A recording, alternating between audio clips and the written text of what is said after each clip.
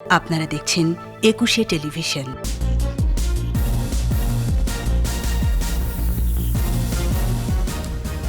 সিরাজগঞ্জে আস্তানায় অভিযান, জঙ্গি কমান্ডার কিরণ সহ 4 জনের আত্মসমর্পণ, পিস্তল ও বোমা তৈরির সরঞ্জাম উদ্ধার। জীবন ও সম্পদের সুরক্ষায় কার্বন নিঃসরণ কমাতে হবে বললেন প্রধানমন্ত্রী। বিশ্ব নেতৃত্বকে সাহসী ভূমিকা নেওয়ার তাগিদ। পাল্টে যাচ্ছে সিলেট ওসমানী বিমানবন্দর, বাড়ছে রানওয়ের দৈর্ঘ্য, যুক্ত হচ্ছে নতুন বোর্ডিং ব্রিজ। এবং ট্রাম্পের আচরণ বিব্রতকর, নির্বাচনের ফলকে চ্যালেঞ্জ, আমেরিকার জন্য অবিশ্বাস্য ক্ষতি বললেন বাইডেন।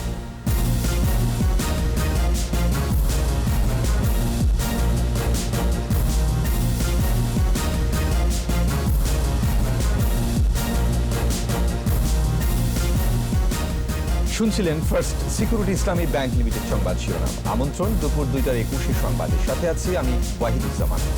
দর্শক, একুশে টেলিভিশনের সংবাদ একই সাথে সরাসরি দেখতে পাবেন আমাদের ফেসবুক পেজ www.facebook.com/2124online। এছাড়াও সংবাদ আরো থাকছে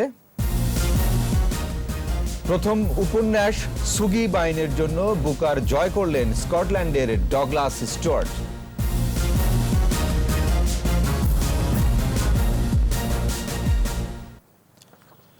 সিরাজগঞ্জের শাহজাদপুরে জঙ্গি আস্তানায় র্যাবের অভিযানে 4 জঙ্গি আত্মসমর্পণ করেছে। আত্মসমর্পণকারী 4 জঙ্গির একজন সিরাজগঞ্জ অঞ্চলের 90 জেএমবির কমান্ডার কিরণ। আস্তানার ভিতর থেকে উদ্ধার করা হয়েছে পিস্তল ও বোমা তৈরির সরঞ্জাম। রাজশাহীতে গ্রেপ্তার 4 শীর্ষ জঙ্গির দেয়া তথ্যে এ অভিযান চালায় র্যাব। সিরাজগঞ্জ প্রতিনিধি স্বপন মির্জা রিপোর্ট জানাচ্ছেন মাসুম আলিসা।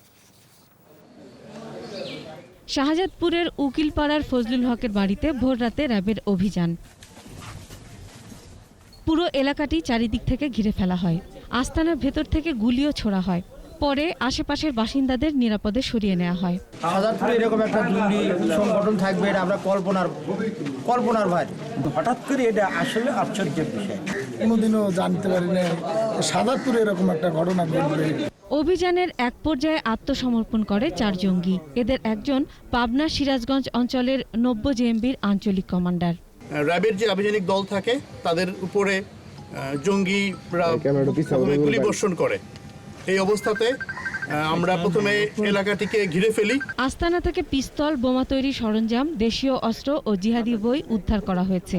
বিশেষ করে যেগুলা বোমা তৈরিতে প্রশিক্ষণ, জিহাদি প্রশিক্ষণ, এই সংক্রান্ত কিছু বই, কিছু পতাকা রাজশাহীতেও পাওয়া গেছে, এখানেও পাওয়া গেছে। জানা যাচ্ছে যে জেএমবির সাথে তারা সম্পৃক্ত। তাদের আঞ্চলিক কমান্ডার মাহমুদের সাথে যে দ্বিতীয় যে সেকেন্ড ইন কমান্ড, তার ছদ্মনাম হচ্ছে কিরণ। সে ছদ্মনামে তার তৎপরতা চালায়। কিরণ হচ্ছে সেকেন্ড ইন কমান্ড। কিরণকে আমরা এখানে পেয়েছি এবং রাত 11টায় মাহমুদকে আমরা পেয়েছি রাজশাহীতে। জঙ্গিদের নিয়ন্ত্রণে আইনশৃঙ্খলা বাহিনীর তৎপরতা থেমে নেই বলেও জানান র্যাব। মাসুম আলিসা, একুশে টেলিভিশন। জীবন ও সম্পদের সুরক্ষায় বিশ্ব নেতৃত্বকে কার্বন নিঃসরণ কমাতে সাহসী ভূমিকা গ্রহণের তাগিদ দিয়েছেন প্রধানমন্ত্রী শেখ হাসিনা। বৃহস্পতিবার রাতে high level panel closing session of the UNFCCC race to zero ডায়ালগের ভিডিও বার্তায় প্রধানমন্ত্রী বলেন, বৈশ্বিক উষ্ণায়নের ফলে ঝড় জলোচ্ছ্বাসের মতো বারবার প্রাকৃতিক দুর্যোগের কবলে পড়তে হচ্ছে। প্রণব চক্রবর্তী রিপোর্ট। বৈশ্বিক উষ্ণায়নের বিরূপ আঘাত আসছে প্রকৃতিতে। ঝড়, বন্যা, ভূমিকম্প সহ ঘটছে নানা দুর্যোগ, হচ্ছে প্রাণহানি। প্রকৃতির এই বিবর্তন কমানোর লক্ষ্যে high level panel closing session of the UNFCC race to zero ডায়ালগের আয়োজন। ভিডিও বার্তায় এ অনুষ্ঠানে যোগ দেন প্রধানমন্ত্রী শেখ হাসিনা।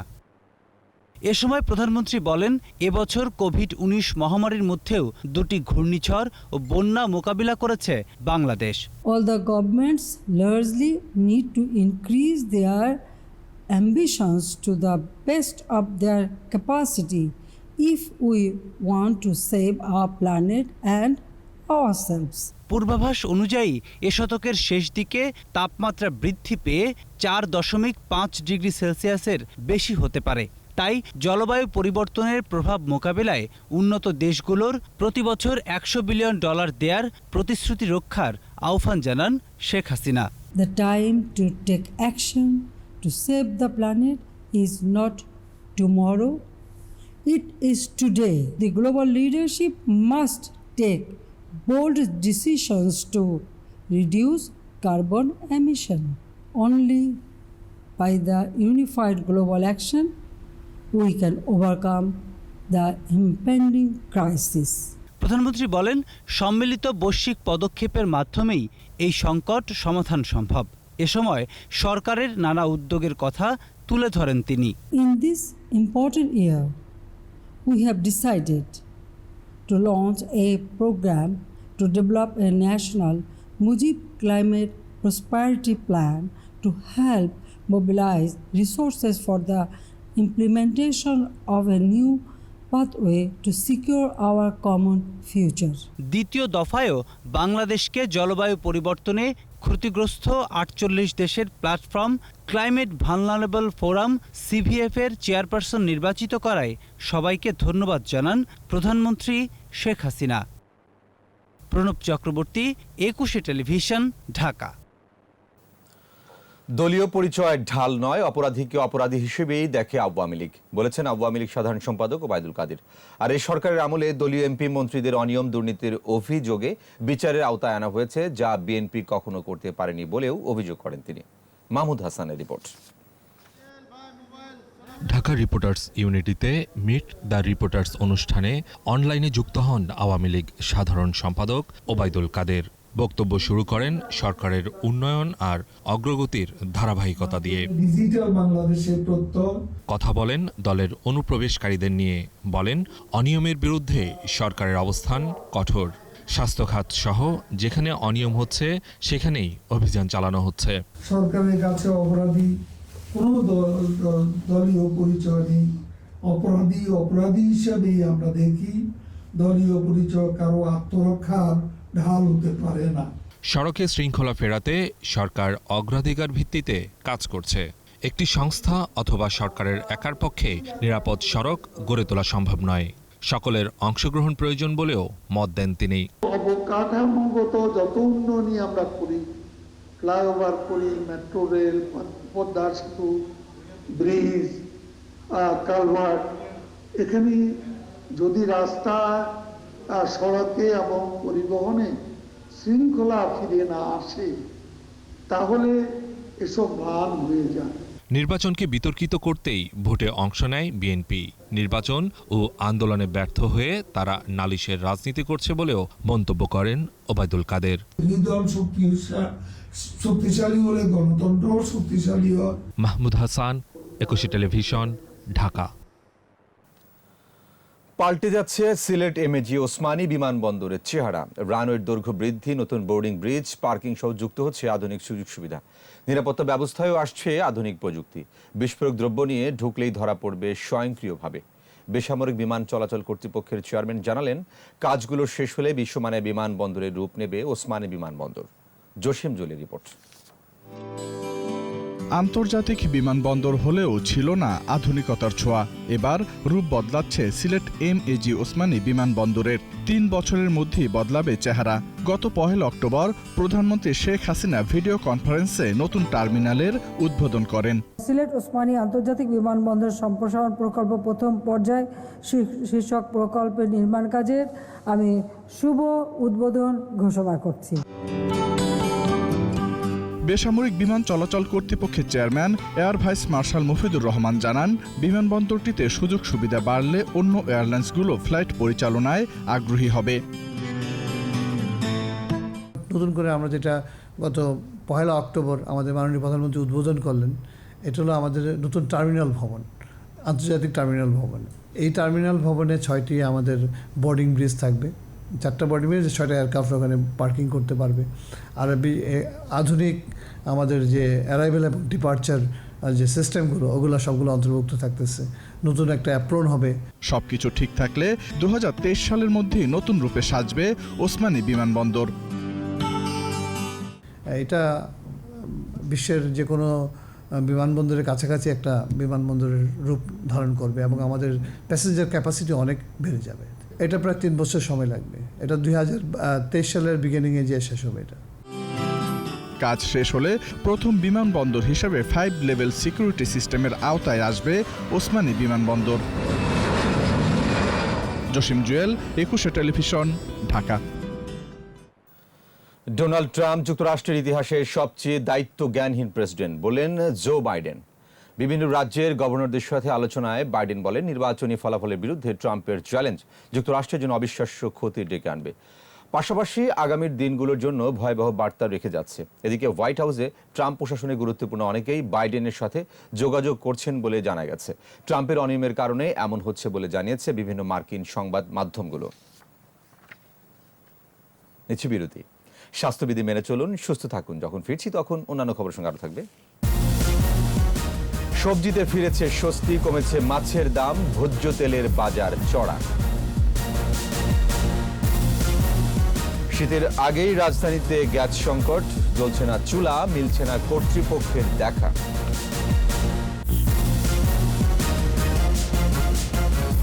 আবার আমন্ত্রণ দুপুর 2টার 21 সংবাদে।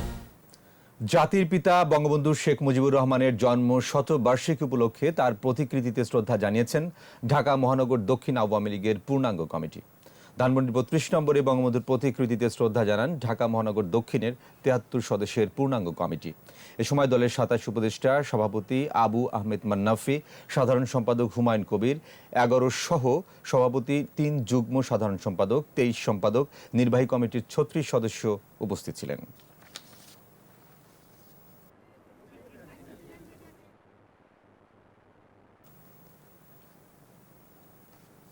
মহামারীর মধ্যে কর্তৃপক্ষকে না জানিয়ে সান্ধ্যকালীন MBA কোর্সে ভর্তি পরীক্ষার আয়োজন করার পর সমালোচনার মধ্যে তা স্থগিত করেছে ঢাকা বিশ্ববিদ্যালয় ব্যবসা শিক্ষা অনুষদ।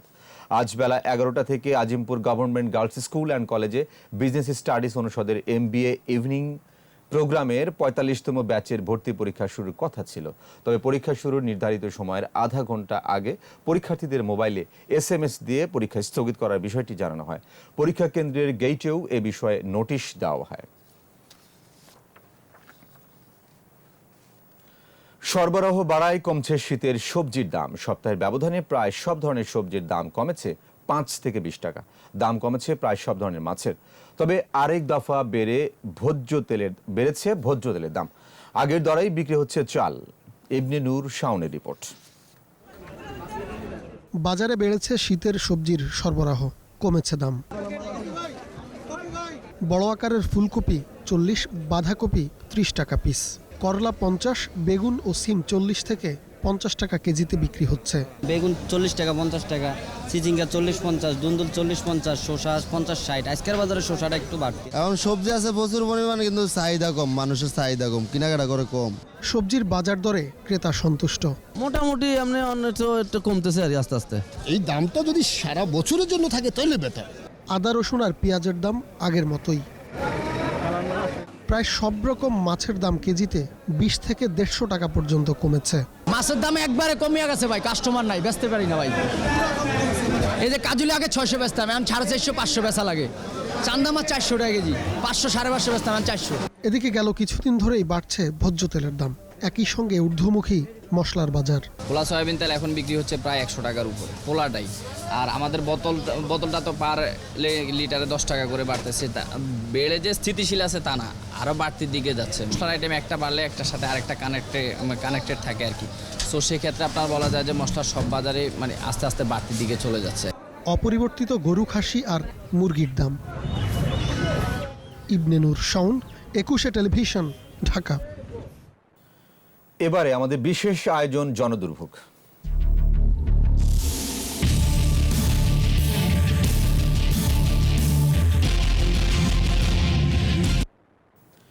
শীতে আবারও গ্যাস সংকটে রাজধানীবাসী। জ্বলছে না চুলা, মিলছে না কর্তৃপক্ষের দেখা, অযথাই যেন বিল গুনছেন নগরবাসী। ওয়াসিম খানের ক্যামেরা আরো জানাচ্ছেন অখিল পোদ্দার। শীত এসেছে, তাই কদর বেড়েছে কেরোসিন স্টোভের। দিনে রাতে জ্বলছে না গ্যাসের চুলা। শীত আসার আগে আমাদের এই প্রবলেমটা শুরু হয়ে গেছে। রান্নাই হয় না, বাচ্চাদের কি খাওয়াবে, প্রচুর খরচ, বাইরে থেকে কিনে খেতে হচ্ছে। আবার চাকরি নাই এখন করোনার সময়। আমাদের মতো মধ্যবিত্ত ফ্যামিলির মানুষদের জন্য তো অনেক ভোগান্তিতে আমরা আছি। মিরপুরের অধিকাংশ ওয়ার্ডেই গ্যাসের সংকট চলছে 4 বছর ধরে। এতদিন গভীর রাতে চুলা জ্বললে রান্না সারতেন তারা। এবার শীতের শুরুতেই সে সুযোগও লাপাত্তা। বিকেলের পর থেকে গ্যাসটা থাকতো 3 ঘন্টা বা 4 ঘন্টার জন্য একটা টাইম পর্যন্ত থাকতো। এই রুলস অনুযায়ী আমরা কাজ করতাম, আর এখন তো টোটালি নাই। তিতাস কর্তৃপক্ষের সঙ্গে কথা বলতেছি, এমপি সাহেবের সঙ্গে কথা বলতেছি, কোনো এটা 2005 থেকে এই সমস্যা। গার্মেন্টস সেক্টরে যারা চাকরি করে ওর ছুটি হয় রাত 10টায়, আইসা বাজার করে রানতে 12টা 1টাও, কখন ঘুমাবে কখন যাবে। রাজধানীর পুরন ঢাকা, দক্ষিণখান, কমলাপুর, বাসাবো, উত্তরা 14 নম্বর সেক্টর সহ আরও কিছু এলাকায় সমস্যা প্রকট হওয়ায় এলাকা ছাড়ছেন ভাড়াটিয়াদের কেউ কেউ। ভাড়াটিয়া চলে যাবে, গ্যাস নাই, অন্য জায়গায় গ্যাস আছে, অন্য লাইনে গ্যাস আছে, সেখানে যাবো আমরা। আগে হোটেল থেকে আনা হইতো, এখনো হোটেলও বন্ধ। গ্যাসের অফিসে অভিযোগ করেছি, সমস্যার সমাধানটা আর হয় না। কর্তৃপক্ষ বলছে সমস্যা দূর করতে ঢাকার বেশ কিছু মহল্লায় বসানো হবে নতুন পাইপলাইন। আমরা একটা প্রজেক্ট পাস করে ফেলেছি, 20 ইঞ্চি ডায়ার পাইপ। তো এই প্রজেক্টটা করতে বছর 2 সময় লাগার কথা। ল্যান্ড অ্যাকুইজিশন আছে, একটু সময় দিতে হবে, সবাইকে ধৈর্য ধরতে হবে। ভুক্তভোগীরা বলছেন তিতাস শুধুই প্রতিশ্রুতি দেয়, বাস্তবায়ন সুদূর পরাহত। 4টার পরে আসে, 3টার পরে আসে, এক এক দিন এক এক সময় আসে, কোনো টাইম টেবল নেই। তিতাসে টিম পাঠায় সার্ভে করে গেছে, আর কোনো গুরুত্ব নেই। মানুষের আর্থিক অবস্থা এতই নাজুক, সেখানে এই গ্যাস না থাকাটা আর একটা মরণ বোঝা। মিরপুরের পল্লবী সহ রাজধানীর বেশ কিছু এলাকায় গ্যাস না থাকায় রান্নাবান্নার কাজে এখন ভরসা গ্যাসের সিলিন্ডার কিংবা কেরোসিন স্টোভ। প্রিয় দর্শক, আপনার চারপাশে নানা সমস্যা আর ভোগান্তির চিত্র তুলে ধরবে 21শে টেলিভিশন। এসব তথ্য জানাতে ফোন করুন। 21শে টেলিভিশনে পৌঁছে যাব আমি অখিল পোদ্দার, আর 21শে টেলিভিশনের ক্যামেরা আপনাদের দুর্ভোগ দুর্দশায় সবসময় পাশে আছে। 21শে টেলিভিশন। স্বাস্থ্যবিধি মেনে চলুন, সুস্থ থাকুন। নিচ্ছে আর একটা বিরতি, যখন ফিরছি তখন অন্যান্য খবরের সঙ্গে আরও থাকবে। বিশ্বজুড়ে করোনায় মৃত্যু 13.5 লাখেরও বেশি, আক্রান্ত 6 কোটির কাছাকাছি।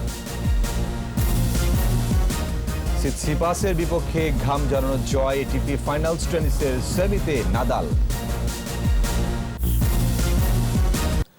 আর এর সাথে শেষ করছি দুপুর 2টার 21 সংবাদ। যাবার আগে ফার্স্ট সিকিউরিটি ইসলামী ব্যাংক লিমিটেড সংবাদ শিরোনামগুলো আরও একবার। সিরাজগঞ্জে আস্তানায় অভিযান, জঙ্গি কমান্ডার কিরণ সহ 4 জনের আত্মসমর্পণ, পিস্তল বোমা তৈরির সরঞ্জাম উদ্ধার।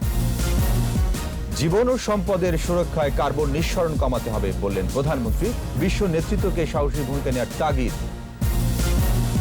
পাল্টে যাচ্ছে সিলেট ওসমানী বিমানবন্দর, বাড়ছে রানওয়ের দৈর্ঘ্য, যুক্ত হচ্ছে নতুন বোর্ডিং ব্রিজ। এবং ট্রাম্পের আচরণ বিব্রতকর, নির্বাচনের ফলকে চ্যালেঞ্জ, আমেরিকার জন্য অবিশ্বাস্য ক্ষতি বললেন বাইডেন।